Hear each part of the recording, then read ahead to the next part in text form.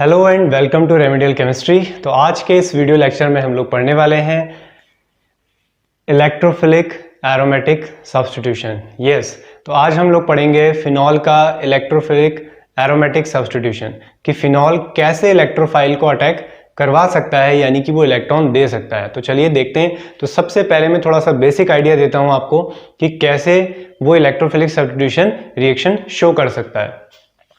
तो electrophilic aromatic substitution है, यानी कि हमारे पास जो बेंजीन है और उसके साथ जो हमारे पास OH लगा हुआ है, दिस इज फिनॉल। तो फिनॉल कैसे एक इलेक्ट्रोफाइल को इलेक्ट्रॉन दे सकता है, बात यह है। तो इलेक्ट्रोफाइल क्या होगा, इलेक्ट्रॉन डेफिशिएंट होगा। तो देखने में लगता है कि ऑक्सीजन तो इलेक्ट्रोनेगेटिव है, तो ये क्यों इलेक्ट्रॉन दे रहा है, but due to presence of lone pair. ये लोन पेयर यहां ब्रेक होंगे और ये नेगेटिव चार्ज यहां पर जनरेट होगा। तो पहले मैं रेजोनेंस बनाता हूं इसका और आप लोगों को दिखाता हूं कि ये कौन कौन सी साइड एक्टिव कर सकता है। हालांकि मैं इसका आइडिया पहले भी दे चुका हूं तुम लोगों को कई बार, फिर भी चलो आज एक बार और देख लेते हैं। तो इस पर पॉजिटिव चार्ज आ जाएगा और ये नेगेटिव चार्ज कहाँ आ जाएगा, यहाँ पर विथ 2 इलेक्ट्रॉन्स। अब ये 2 इलेक्ट्रॉन्स यहाँ पे बॉन्ड फॉर्म कर रहे हैं, तो ये वाले इलेक्ट्रॉन्स कहाँ पर आ जाएंगे, इस कॉर्नर पे आ जाएंगे। तो एक और रेजोनेटिंग स्ट्रक्चर बनेगा। तो दूसरा रेजोनेटिंग स्ट्रक्चर बनेगा हमारा। अब नेगेटिव चार्ज यहाँ पे आ जाएगा विथ 2 इलेक्ट्रॉन्स, ये डबल बॉन्ड और ये ऑक्सीजन पे डबल बॉन्ड के साथ एक पॉजिटिव चार्ज। क्लियर है इतनी बात। उसके बाद एक स्टेप और बना देते हैं। तो ये वाले इलेक्ट्रॉन्स यहाँ पे लोन पेयर देंगे और ये वाला फिर यहाँ पर ब्रेक हो जाएगा। तो क्या बन जाएगा, डबल बॉन्ड OH पॉजिटिव और इस पे क्या चार्ज आ जाएगा, नेगेटिव के साथ फिर से इलेक्ट्रॉन आ जाएंगे। ठीक है। अब क्या होगा उसके बाद, ये नेगेटिव वाले यहाँ पे बॉन्ड बनाने जा रहे हैं और ये वापस बॉन्ड ऊपर चले जाएगा। तो फाइनल जो हमारा हाइब्रिड स्ट्रक्चर बनेगा वो कैसा बनेगा कि ये जो नेगेटिव चार्ज है वो पूरी जगह पे क्या कर रहा है, रोटेट कर रहा है। ठीक है। तो हम उसको रिंग से दिखा देते हैं ऐसे, और यहाँ पे हम दिखा देंगे फाइनल वापस से क्या बन जाएगा, OH। तो ये है इसके रेजोनेटिंग स्ट्रक्चर। अब किस तरह की रिएक्शन पढ़ रहे हैं, हम लोग पढ़ रहे हैं इलेक्ट्रोफिलिक सब्स्टिट्यूशन। तो इलेक्ट्रोफिलिक सब्स्टिट्यूशन में अटैक कौन करने के लिए आएगा, मतलब किसको इलेक्ट्रॉन चाहिए, इलेक्ट्रोफाइल को, यानी कि इसको इलेक्ट्रॉनों की नीड है। अब बात यह है कि हम इसको देखकर बताते हैं कि कौन कौन इलेक्ट्रॉन दे सकता है। तो ये ऑक्सीजन के इलेक्ट्रॉन तो नहीं, ऑक्सीजन से तो इलेक्ट्रॉन इसको नहीं जा रहे हैं, क्योंकि मैं पहले भी बता चुका हूं। ठीक है, एक बार हम देखते हैं। ऑक्सीजन से अगर इसको इलेक्ट्रॉन दे देता हूं तो ये बॉन्ड क्या बनता है, वीक बनता है। यहाँ पे से कार्बन के साथ जो बॉन्ड बनेगा वो क्या बनेगा, स्ट्रॉन्ग बनेगा। तो ये लोन पेयर यहाँ पर आए, ये बॉन्ड ब्रेक हुआ, तो कहाँ पर आ रहा है एक नेगेटिव चार्ज, कौन सी पोजीशन है, ऑर्थो। तो आपको देखने को मिल गया कि ऑर्थो से इस इलेक्ट्रोफाइल को इलेक्ट्रॉन दिए जा सकते हैं। और कहाँ पे दिख रहा है नेगेटिव चार्ज, पैरा पे। तो आपने कहा सर पैरा से भी हम इलेक्ट्रॉन दे सकते हैं इलेक्ट्रोफाइल को, यानी कि इलेक्ट्रोफाइल ऑर्थो पर भी आ सकता है और पैरा पे। फिर आप दूसरे में आए, आपने कहा सर फिर ऑर्थो मिल गया हमें। तो बस यानी कि मेटा पोजीशन पे कोई भी इलेक्ट्रोफाइल अटैक यहां पर नहीं करेगा। क्लियर है। तो इसका मतलब हम कह सकते हैं कि फिनॉल हमारा कैसा होता है, OP डायरेक्टिंग होता है। क्या बोलते हैं इसे, OP directing, that means ortho para directing. तो जितनी भी इलेक्ट्रोफिलिक सब्स्टिट्यूशन रिएक्शन होंगी, nitration, sulphonation, Friedel Crafts, chlorination, bromination यानी कि हैलोजिनेशन, वो सारे इलेक्ट्रोफाइल कहां पर आएंगे, ऑर्थो पर या फिर पैरा पे आएंगे। क्लियर है इतनी बात, क्योंकि ये कैसा सब्स्टिट्यूशन होगा, इलेक्ट्रोफिलिक सब्स्टिट्यूशन कहां पर होगा, ऑर्थो और पैरा पोजीशन पे। तो चलिए कुछ एग्जांपल देखते हैं। तो सबसे पहले आप इसको नोट कर लें, ये बेसिक्स हैं। अगेन अगर आप लोगों को आते हैं तो आप इसको स्किप करके डायरेक्ट रिएक्शन पे आ सकते हैं। तो सबसे पहले हम देखेंगे फिनॉल का नाइट्रेशन। ठीक है। तो नाइट्रेशन में क्या होता है, जब फिनॉल की रिएक्शन हम कराएंगे डाइल्यूट HNO3 से एट लो टेम्परेचर, तो फिनॉल की रिएक्शन हम कराएंगे, ये रहा हमारा फिनॉल, डाइल्यूट। ठीक है, बहुत ही इंपॉर्टेंट है aromatic substitution, electrophilic aromatic substitution for phenol. Phenol है, अब जब आगे हम ऑर्गेनिक के लेक्चर से आएंगे तो एक एनिलीन आएगा बेंजीन के ऊपर NH2, इन दोनों के जो इलेक्ट्रोफिलिक सब्स्टिट्यूशन है वो बहुत इंपॉर्टेंट, क्योंकि थोड़े डिफरेंट प्रोडक्ट बनते हैं, तो एग्जाम में काफी पूछे जाते हैं। ठीक है, तो इंटरेस्टिंग पोर्शन रहता है, तो इसलिए इसको हम अलग से कवर कर रहे हैं। ठीक है, तो बहुत इंपॉर्टेंट वीडियो है, तो इनके नोट्स बहुत प्रॉपर तरीके से बनाने हैं आपने। तो अगर डाइल्यूट HNO3 लेते हो एट लो टेम्परेचर, तो यहाँ पे क्या बनेगा हमारा।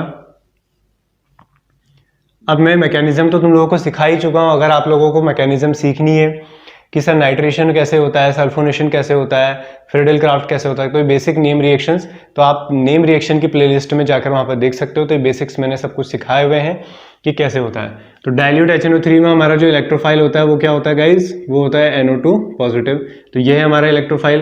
तो इलेक्ट्रॉन कहाँ से दिए जाएंगे इसको, या तो फिर ऑर्थो पोजिशन से या फिर पैरा पोजिशन पे। तो दो प्रोडक्ट बन सकते हैं यहाँ पर।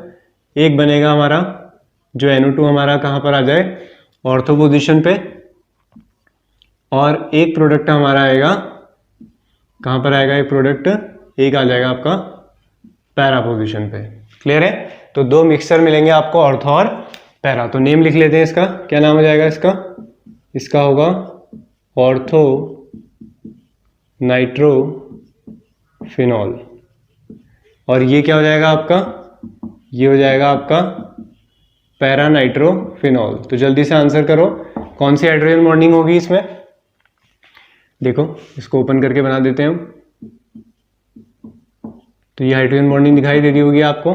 तो जब एक ही मॉलिक्यूल के अंदर हाइड्रोजन बॉन्डिंग होती है तो कौन सी बोलते हैं, intra molecular hydrogen bonding. Clear है, कौन सी हाइड्रोजन बॉन्डिंग होगी, इंट्रा मॉलिक्यूलर हाइड्रोजन बॉन्डिंग। अब यहाँ पे इसके साथ तो बॉन्डिंग हो नहीं सकती, तो ये फिनॉल का हाइड्रोजन किसी दूसरे मतलब एक और मॉलिक्यूल ऐसा ही वाला आएगा, ठीक है, उसका ऑक्सीजन होगा, फिर N होगा, फिर ये होगा, फिर उसके साथ बेंजीन होगा, ठीक है, ऐसे होगा, और यहाँ पे फिर क्या होगा OH। ऐसे यहाँ से भी बॉन्डिंग होगी। तो एक मॉलिक्यूल दूसरे मॉलिक्यूल के साथ बॉन्डिंग करेगा, तो इसको हम क्या बोलते हैं, इसको हम बोलेंगे इंटरमॉलिक्यूलर हाइड्रोजन बॉन्डिंग। तो बताइए, बहुत इंपॉर्टेंट क्वेश्चन है, कौन सी हाइड्रोजन बॉन्डिंग स्ट्रांग होती है। Yes, right answer, intermolecular hydrogen bonding क्या होती है, वो लार्ज एक्सटेंट पे होती है, इसलिए वो ज्यादा स्ट्रांग होती है as compare to intramolecular hydrogen bonding. अब एक बात बताइए, हम अगर मैं इन दोनों को बॉईल करना शुरू करूं तो कौन जल्दी पहले वॉलेटाइल हो जाएगा, यानी कि उड़ जाएगा जल्दी से, वेपराइज कौन हो जाएगा, ये, क्योंकि इसके बॉन्ड इतने स्ट्रांग नहीं है। तो ये क्या होता है आपका, मोर वॉलेटाइल नेचर का होता है। ये बहुत देर में जाएगा बाहर, तो इसको हम क्या बोलेंगे, लेस वॉलेटाइल। तो बॉइलिंग पॉइंट किसका ज्यादा होगा, इसका बॉइलिंग पॉइंट क्या होगा, लो, क्योंकि जल्दी बॉईल होकर वापस ऊपर चले जाएगा, और इसका बॉइलिंग पॉइंट क्या होगा, हाई। तो इसका बॉइलिंग पॉइंट क्या हो जाएगा, हाई हो जाएगा। क्लियर है, इतनी बात है। अब सेपरेशन कैसे करेंगे, तो सेपरेशन कर सकते हैं हम इनका स्टीम डिस्टिलेशन से, क्योंकि बॉइलिंग पॉइंट दोनों के अलग अलग हैं। तो स्टीम डिस्टिलेशन की मेथड से आप इसको सेपरेट कर सकते हो। यानी कि मैंने इसके अंदर इन दोनों मिक्सचर को लिया और मैंने टेम्परेचर बढ़ाना शुरू किया। तो मुझे पता है कि लेट सपोज इसका टेम्परेचर है 100 और इसका कितना है 120। तो मैंने टेम्परेचर 100 तक ही लेके गया, तो होगा क्या, ये तो वेपराइज नहीं होगा, लेकिन ये वाला हो जाएगा, तो ये वाला बाहर चले जाएगा, वो नीचे रह जाएगा, तो दोनों को अलग किया जा सकता है। तो स्टीम डिस्टिलेशन की हेल्प से इन दोनों को हम अलग कर सकते हैं। तो क्लियर है, नाइट्रेशन किया हमने जब डाइल्यूट HNO3 से। अब देखते हैं कॉन्सेंट्रेट HNO3 से करेंगे तो क्या बनेगा। तो इसको नोट कर लो या स्क्रीनशॉट ले लो, जैसे आप लोग कर रहे हो। चलिए, तो अब इसका हम नाइट्रेशन करते हैं कॉन्सेंट्रेट HNO3 से। तो ये रहा हमारा कॉन्सेंट्रेट HNO3। तो हमें पता है कि ये पोजीशन ऑर्थो है, ये पोजीशन ऑर्थो है, और ये वाली पोजीशन क्या है, पैरा है। तो हमने अभी देखा था मिक्सचर बने थे ऑर्थो और पैरा के, यानी कि जो सल्फर नाइट्रेशन है, अभी भी इलेक्ट्रोफाइल कौन होगा हमारा, NO2 पॉजिटिव।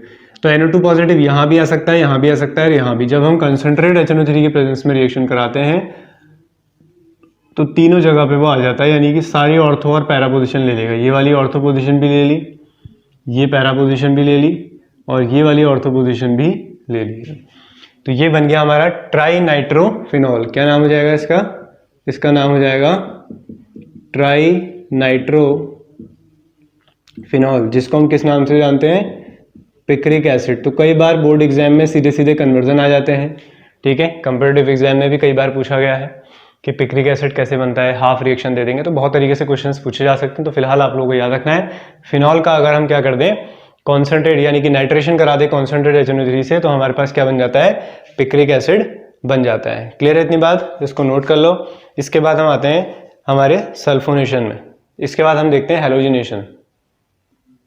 अब इसके बाद हम देखते हैं इसका हेलोजिनेशन। तो हेलोजिनेशन कराने के लिए हम यहाँ पर एक एग्जांपल लेंगे ब्रोमिनेशन का। तो ये रहा आपके पास फिनॉल। फिनॉल की रिएक्शन हम किससे कराएंगे ब्रोमिनेशन में, Br2 से। नॉर्मली जब हम ब्रोमिनेशन यानी कि हेलोजिनेशन करते हैं तो लेविस एसिड की जरूरत पड़ती है, लुईस एसिड, FeCl3, AlCl3 ये रखते हैं। लेकिन यहाँ पे किसी भी लेविस एसिड की यानी कि लुईस एसिड की कोई भी जरूरत नहीं पड़ेगी। ये इटसेल्फ इसको बहुत ज़्यादा एक्टिव कर देता है, जिस वजह से हमें ऐसी कोई भी जरूरत नहीं पड़ती। तो बेसिकली यहाँ पे सॉल्वेंट ले लिया जाता है कार्बन डाइसल्फाइड या फिर क्लोरोफॉर्म। तो ये सॉल्वेंट आप नॉर्मली यहाँ पर यूज़ कर सकते हो। तो होगा क्या, यहाँ पे हाइड्रोजन है और यहाँ पे हाइड्रोजन है, तो एक बार ऑर्थो पे आ जाएगा ब्रोमीन। ठीक है, ब्रोमिनेशन में इलेक्ट्रोफाइल क्या होता है आपका, Br पॉजिटिव। ये बातें आप लोगों को याद रहनी चाहिए। ठीक है, तो ये है आपके पास फिनॉल।